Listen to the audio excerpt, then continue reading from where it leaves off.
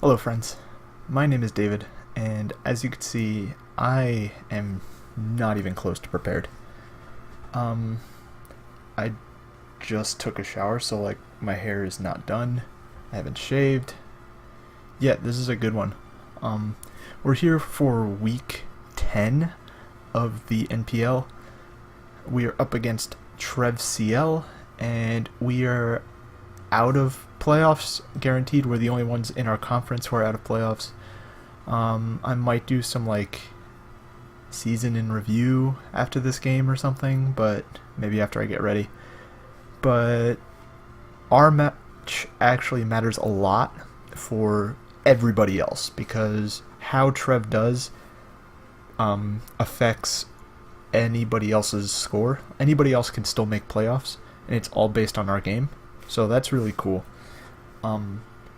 We want to try hard, super hard, for the sake of the minors, because as a former minors coach, I want to leave as many open spots in the relegation zones as possible. So us winning means that we don't clog up a spot, and that's really important. So I'm just going to post up the teams already because we're already a minute in. As you can see, right above me, Megalade, Lando I with Z-moves, Volcarona, Shaman, Silvally, Uxie, Tapu Fini, Bisharp, Victory Bell, Dragalge, and Torkoal. Very scary things include T-Spikes from Dragalge, Lando I super scary, Volcarona just destroys me, Gallade I have no real switch-ins to, Bisharp kinda stops some of my threats depending on what I bring, and Silvally could be anything, who cares, and he could bring the Suncore. So I'm just hoping he doesn't go for Weather War because I don't want to play a Weather War. So I'm going to go over what I have, and for the first time in like 4 weeks I decided to build by myself and not get any help, so should be fun. You'll see a lot more like memeier sets and more interesting things. So first up we have our Colberry Nasty Pass Decidueye. We chose Shadow Ball over Leaf Blade or over Energy Ball for a lot of reasons. I forget specifically why. I think it was Volcarona, so then it couldn't like set up on me. Worst case scenario. Spadef, so then it could deal with Finny, it could deal with Victory Bell, it can take a hit from Volk if it really needs to. And yeah, it's just Nasty Pass, and it's into any of one of our big threats, which I will go over right now. The first big threat is Scarf Pelican, Hurricane Air Slash Surf, and U-Turn Air Slash in case Torkoal gets some comes in and Hurricane becomes 50% accurate, and I don't want that. Timid Nature, I forget what I'm outspeeding exactly. It might just be a Gallade. I think I'm just outspeeding Mega Gallade. Or yeah, it's definitely outspeeding Mega Gallade. I think I might be outspeeding Adamant Scarf Bisharp. That might be a thing too. I feel like I am. But anyway, just standard stuff. He doesn't really have a good flying resist. His flying resist is Bisharp. I'm kind of expecting him to bring Bisharp because he kind of lost to a mono Flymon, and he doesn't want to do that again because he wants to win. But yeah, if I can get a Nasty Pass into this, it does a lot of work, especially if Bisharp's not there. He doesn't really have great switch-ins after rocks are up. Offensive Finny dies to a Hurricane at +2. It's all sorts of fun stuff. Now my next mon that kind of abuses the Nasty Pass is my Keldeo. Leftover sub Taunt. Taunt to deal with Haze or T-Spikes on Dragalge, as well as Haze on Tapu Fini. Yeah, +2 Keldeo kind of destroys him, especially in Rain. In Rain, +2 Scald 2-hit KOs Max HP Finny, I think? It might be neutral Finny, but it's definitely terrifying. Yeah, so that's that. Let's move on. Sorry. Up next is the Bread and Butter, the Win Condition. This is a set that I believe Verd brought against me in the Minors games. In our third place match, he brought this set, and it is Munium, Psychic, Roost, Vacuum Wave, Rock Polish. He brought something to that similar effects, Munium Z with Vacuum Wave, which I thought was really cool. Any variant barring Spadef AV Bisharp dies to a +2 Vacuum Wave, and once the Bisharp is gone, I could set up Munium, and technically +3 Psychic kills everything else. So, good stuff. Rock Polish to set up, and Munium with Vacuum Wave is kind of counterintuitive, but I don't think it comes into play. I mean, I don't think it should come into play, because I'm pretty smart about when I should pop my Munium. I feel anyway. Up next is Fat Chomp, just normal Fat Chomp. Adamant instead of Impish or Jolly or whatever, just because I wanted some more damage. I believe this damage lets me 2-hit KO something. I think it nets me an OHKO guaranteed on Bisharp, as long as it's not like Fizdef or something. Edgequake, because Edgequake is good against Trev. Toxic for the Uxie, Toxic for the Lando, just general stuff. Helmet to help me wear down Bisharp. And the investment means I live an Adamant, I think I live a Jolly Mega Gallades Ice Punch from full. And then last but not least, Merc one with sub setup fly. So I'm going to bring sub setup fly. So sub bulk up fly, Torn with leftovers, and Brick Break. Spadef. This Spadef investment means I live a modest +1 HP Ice from Volcarona, if I'm not mistaken.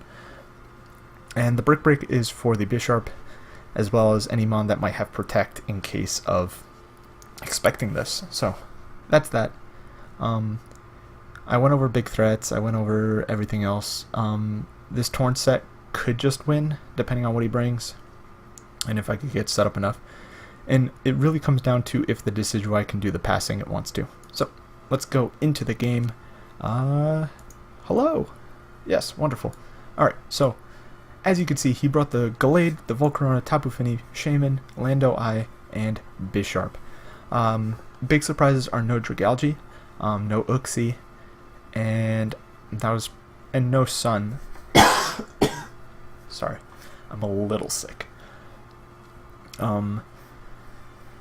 Yeah, so I'm going into this game kind of confident because Dragalge was really the big thing that was bothering me in the matchup, and I kind of expected Bisharp to show up. I knew Torn can kind of win just based on the team makeup he brought. I knew something was going to be Scarfed. I didn't know if it was going to be Lando or Finny from this point, or possibly even Volcarona. But I didn't feel like Scarf Volk was really threatening enough for him to be Scarf Volk. As far as Volcarona coverage, I'm expecting Bug Grass Ice, because that kind of hits my whole team. And Fire would be really weird if I brought Rain. So that's what I'm expecting. I think I just lead Pelican because it's my fastest mon.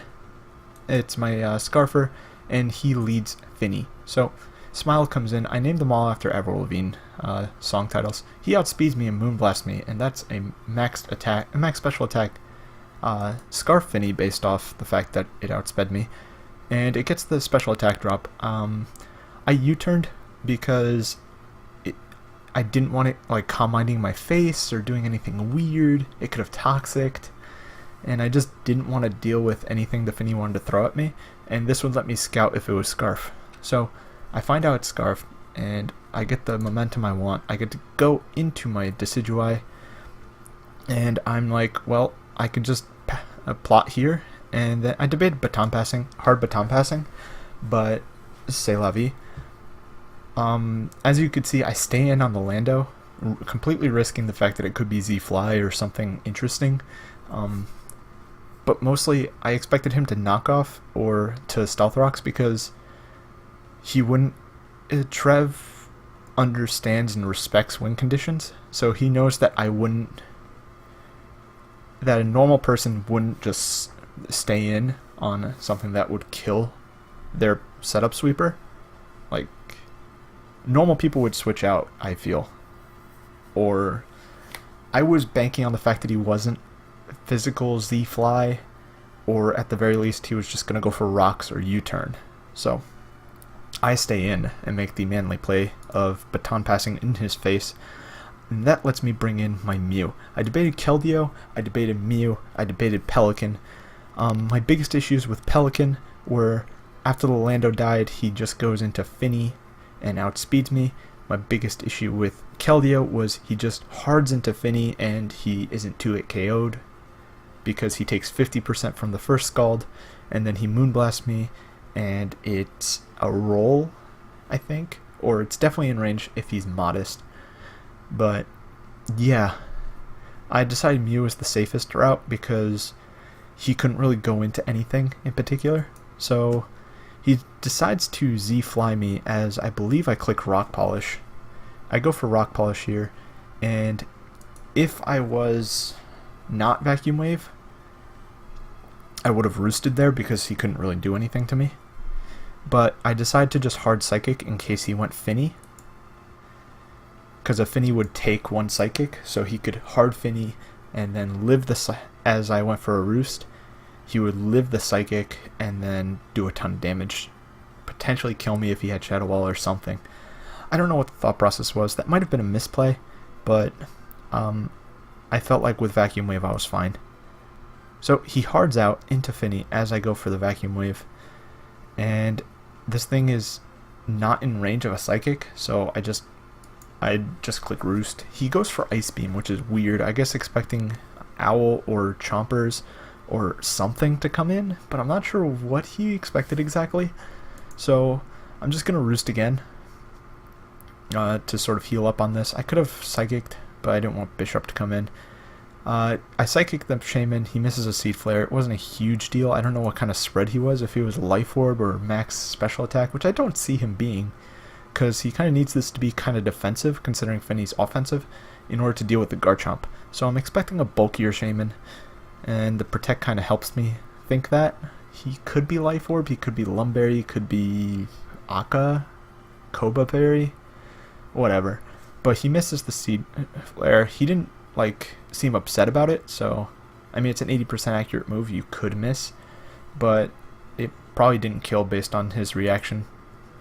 So I just Psychic as he reveals Protect, which is kind of memey, I guess to deal with Fly and to stall out Rain. Here's a tough turn. He goes into Volcarona, and I have to Munium in order to kill this Volcarona. Now, my thought process was he could be Sash Bisharp, and I don't really want to stay in on the Bisharp anyway. And if he somehow lives Vacuum Wave, there's a chance he can live Vacuum Wave if he was like Spadef AV, but that didn't cross my mind at the time. I was like, he could be Sash and he'd live and I would look really dumb. And more importantly, if I attack this with a Psychic and it doesn't kill, which it shouldn't, it does not kill from full. It shouldn't kill from full. And he goes for like modest Bug Buzz or a Life Orb Bug Buzz, I'm dead. I'm at 80%, I die. It does 82 minimum, any type of Bug Buzz. So rather than risk just automatically losing to this Volcarona this turn, I decide to pop my Z move and Genesis Supernova the Volcarona, knowing that the Bisharp's going to come in. This turn I actually spent a long time thinking about too, mostly because I debated just Roost stalling this because I felt like I could have at the time.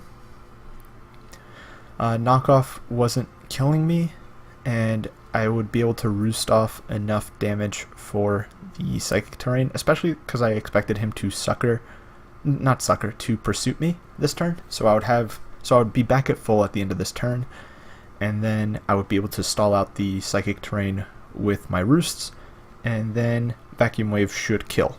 Right? Perfect. Only issue is, SD crossed my mind. And I was like, if this is an SD Bisharp, and I stay in and just start Roost spamming, I lose. So, I don't want to risk that. And I figured he's going to pursue, I should live, or at the very least, it's a roll for me to live. And if I lose my Mew, I lose my Mew. But I couldn't risk him setting up an SD. So I hard out as he does in fact pursue me. I do live on 1, which is kind of irrelevant because rocks are up, but it does help me preserve differential if need be. I go into my Garchomp and set up my own rocks. he goes for Earthquake as I Toxic, and I'm like, alright, that's cool. So I know he's Z-Fly, I know he's Earthquake, and I know he's Stealth Rocks. I don't know what his last move is. I'm debating staying in to just find out if it's HP Ice or if it's like, it could be Knockoff, it could be Taunt, could be Gravity. Gravity would be very good against me. But alas, I don't find out because I believe I just fire off a Stone Edge to catch whatever wants to come in. I debated Earthquaking, but I couldn't risk it being HP Ice and him staying in. I decided to sack Mew. I figured it was a good time to see what he wants to go into, and it was Moonblast.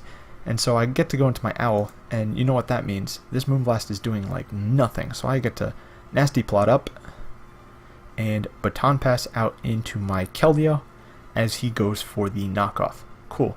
Perfect. Now, this Keldeo has enough investment to live any type of like move.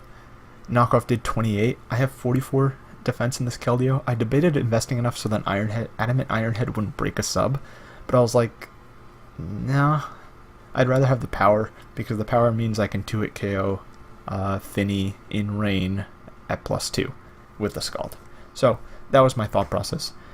Unfortunately, that's going to come back to bite me because I sub up and he max rolls me because the range on, or high rolls me I guess is the correct term, because the range on Ironhead on my Keldeo is 22 to 26, so I'm like, alright, he broke with that one, but I can go for it again. He's either going to Sucker Punch, predicting me to attack this turn, but I figure he's not going to Ironhead again, knowing that he can, believing that he just breaks it, because it's a really big roll in my favor to not let it break.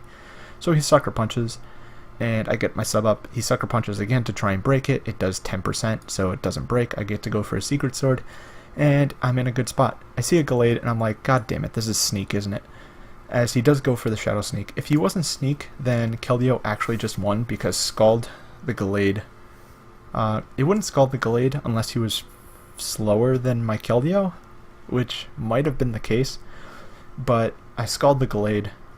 I get to Secret Sword the Finny because it's in range at this point after rocks, and Finny would break my sub, and then I outspeed the Lando, and then that would be game. I would win 5-0, and Abe would make playoffs instead of Trev. Spoiler alert. I had to win by a huge margin for either Abe or Maddie to make playoffs instead of Trev CL. But there goes that. In comes the Keldeo, in comes the Finny, and I'm like, alright, this might be a 50-50 based on like damage rolls, because he could Moonblast the Keldeo, and Moonblast predicting Chomp or Keldeo to stay in, because Owl and Torn live 2 Moonblasts from Scarf Finny. He probably doesn't know that Torn does, but he should have an inkling that Owl does at this range. Based on how aggressively I just like put it in front of the Finny. Or he Ice Beams and it doesn't kill the Keldeo, and then I win 5-0 because he Ice Beamed.